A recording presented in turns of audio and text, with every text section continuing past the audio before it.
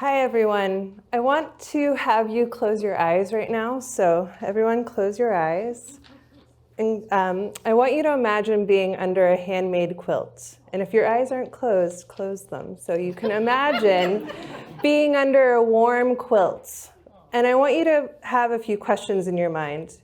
I want you to consider who might have made this quilt and what might have they been thinking as they were making this quilt.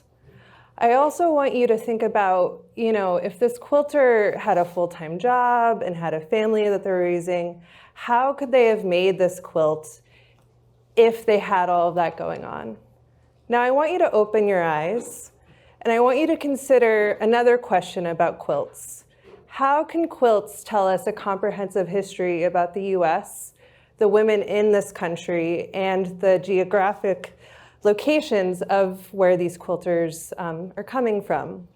So my film, called Grandmother's Garden, is a film that's answering and searching those questions. I've been working on it for the last 4.5 years, going around the US, and I'm thinking about the actual material of quilts themselves. So oftentimes that's cotton and cotton batting. So for instance, how can quilts tell us histories of enslavement, of cotton production, of sharecropping in the South? How can quilts tell us histories of industrialism in the textile industry in New England? And then lastly, how can quilts tell us about subtler colonial histories in Western states? I've been researching and filming quilts and photographic archives in these regions, and then I've also been meeting with quilters in these regions to help me negotiate these histories alongside of myself, and also filming their quilts as well.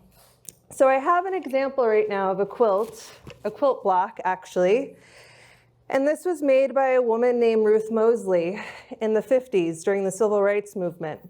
Now Ruth was a member of the Freedom Quilting Bee in Alabama, which was a cooperatively run bee that enabled women to gain economic independence through their quilting and sewing.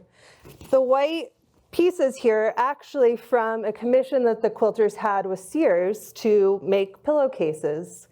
So Ruth, along with other women, were actually taking these scraps and making quilts for themselves and their families. This is just what I mean about how we can look at the materials of quilts themselves to tell us more comprehensive histories of women and also about the US. And I think this is important because quilts are often whitewashed in popular culture, and I think it's important to sort of look at what quilts can really tell us about both the past and the present. Thank you. Aww.